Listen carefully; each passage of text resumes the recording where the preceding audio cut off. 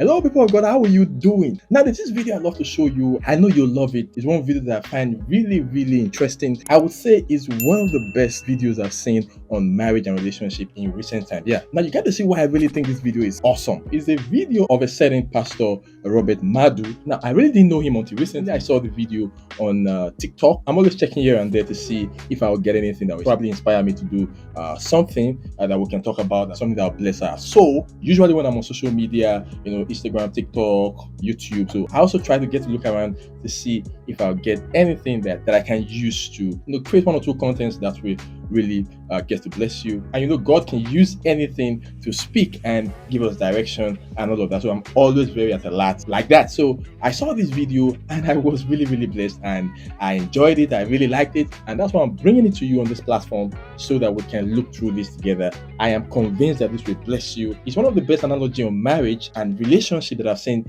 lately, at least most recently. I must say, Pastor Robert Madu, kudos to you on this teaching. Now, these things are not entirely new.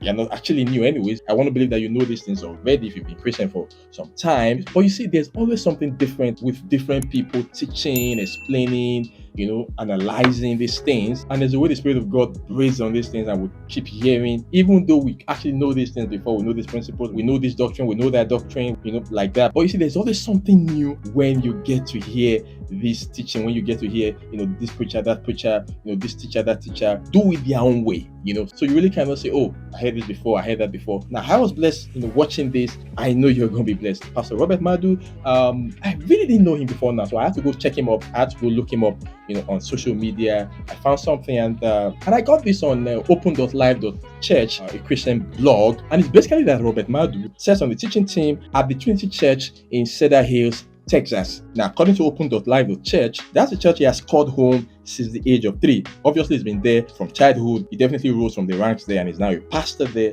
and a teacher. Pastor Robert Madu travels the globe preaching the gospel in a unique and dynamic way as he strives to make every individual aware that God is for them and has a specific plan and purpose for their life. Now, he's married to Taylor Madu. They have 3 children, Evie, Naj, and Remy. Obviously, Pastor Robert Madu is a Nigerian-born American preacher. And just for your information, he's also married to an American. So we're just going to get into it right away.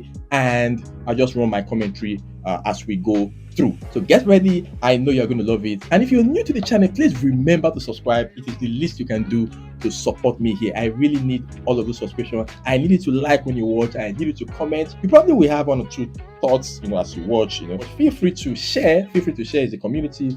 Let's engage. Beyond you just watching, let's engage. Feel free to drop your thoughts in the comment section. Your thoughts are highly welcomed here. And it will be a delight, it will be a pleasure to engage even further in the comment section. Please use it and remember to subscribe. Remember to subscribe. So let's get into this right away. Pastor Robert Madu, this awesome explanation, teaching, analogy on marriage and relationship. Now, people of God, get ready to be blessed.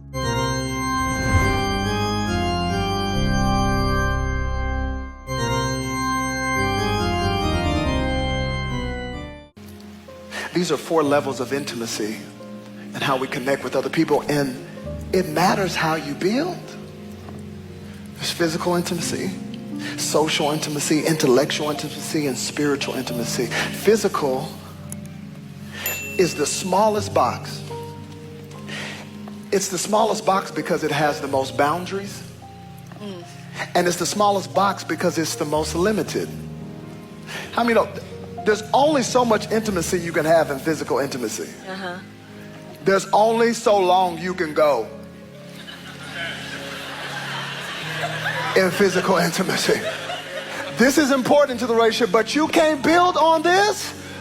You cannot, but this is what everybody in our culture builds on. We build on the hot, passionate, intimate connect. You can't build on that. Sex does not make a relationship. Sex makes babies. It does not make a relationship. So true, yeah. It's important, but everybody talk, oh, she's so fine. I hear guys talk about anatomy as if you're marrying that anatomy and not the character behind the anatomy. This is important, but it is not the whole relationship. But so many people, oh, they're fine. Ooh, I'm gonna build on the, oh yeah, we just had hot, passionate sex and we're connecting. This is what I've been saying the whole series. God created this. He designed it. He designed a context for it. It's not just toilet water. He actually has a place prepared for you, but people keep running to the toilet water just because they're thirsty. And God says, no, I have it. I love it. It's not gross. It's beautiful, but I created a context for it. So many people love to build on the physical intimacy, and then on top of that they're like, oh, we're passionate and we had great connection in the bedroom, so now let's go to social intimacy. And social intimacy is great, but how many know it is limited to, there's only so many trips you can go on, there's only so many events you can go to, horseback riding, shooting archers and arrows, all of that good stuff is fine, but that's limited. And you can't build on that because there's only so many places you can go and so many things you can do.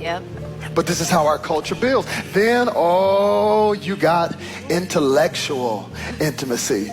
Yeah, this is how our culture builds. Start with the sex first, get the connection. How do they look? Oh, do y'all have time, fun together? And then intellectual intimacy. And whatever's going to drive this right here is what's at their core. What is their center? What do they think about men and women and relationships and raising kids? This is limited as well, because how many of you know intellectual intimacy is limited by your spouse's or the person's IQ. So it's limited. Man, some guy told me, he's like, I'm gonna mess up the phrase. I think he said a sapiosexual. I said, excuse me? He said, I get sexually stimulated by intellect. I said, well, okay, that's great. Y'all just gonna have conversations. I'm like, but that's limited. What if your spouse or the person you're looking for doesn't have the same IQ as you? So that's limited. But this is how culture builds. And then we've already been intimate. Oh, we got social intimacy. Oh yeah, intellectual. And then, then we try to pile on spirituality on top of it. So now it's like we've already been intimate. We've hung out, we've gone on trips together. I think I know what they think about philosophy, but now let me just pile on going to church. And that's what we see all the time. Couples that have it in the wrong order, and now that everything's falling apart, now you want to say we ought to seek God. Now you want to come to the church, but this isn't the way God wanted you to build it. See, this is the biggest box, but how many of you know this box really shouldn't have a size? Because when you want to talk about connecting in the spirit, God is limitless. Deep cries out to deep. Every single day in all of eternity, we will spend our whole lives getting to know who this God is, but yet we throw this on top, and many people actually don't want God. They just want to fix the relationship. Jesus. Yeah.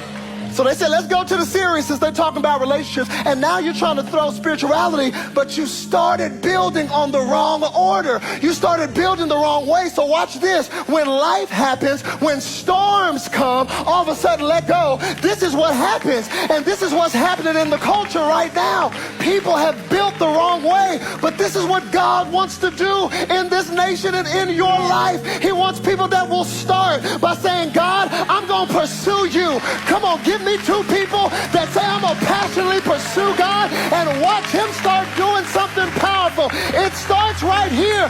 God, I'm going to pursue you. And then after that, once that's established, then once I know that this person is in love with Jesus and they're pursuing him, then I can start going for the intellectual. Because how many know when God starts changing your spirit, he'll start changing your mind. Your spirit will affect how you think about money, how you think about kids. He'll start transforming your mind. And then after that, then it gets social, and you bring them to church and you start hanging out. But you got a strong foundation. And once you go from social, then you get married.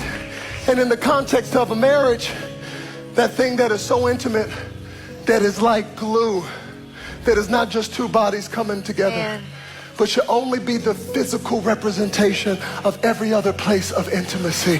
Then you put that on top. Watch this. Will this marriage, babe, come stand here with me. Will this marriage still be tested? You better believe it. Will this marriage still go through storms? You better, but will this marriage still have temptations and financial hardships? Yes, but the difference is you got a strong foundation.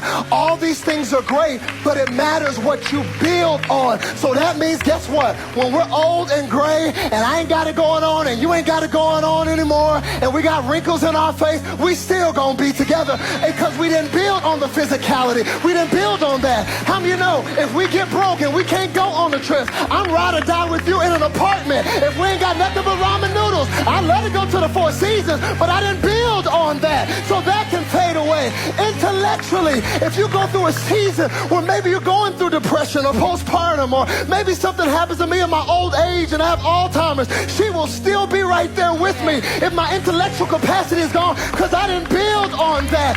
This is what you need right here. On Christ the solid rock, I stand. All on the ground.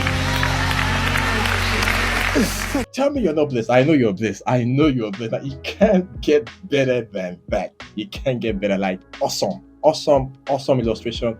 Awesome illustration. Tell me what you think. Tell me, what you think in the comment section. Tell me your thoughts. I don't think there's anything more to add, at least at this point. I'm not a relationship expert. Neither am I your marriage teacher. It's clear. Everything he said is pretty clear and straight to the point. The illustration is awesome. The analogy is awesome. Please remember to use the comment section. Let's continue the conversation right there. If you're new to the channel, please remember to subscribe. Please do not leave without subscribing. You do the channel a lot of good by subscribing. Then drop a comment, please. Don't be selfish with the comments. Come on, please. Drop a comment. You help the video to go far so other believers can find it and be blessed too when you comment and like. And you will do me extra favor when you share on your social media platform, Facebook, Instagram, TikTok, and the likes. This is the least you can do to support me. See you on the next video. Keep living the life.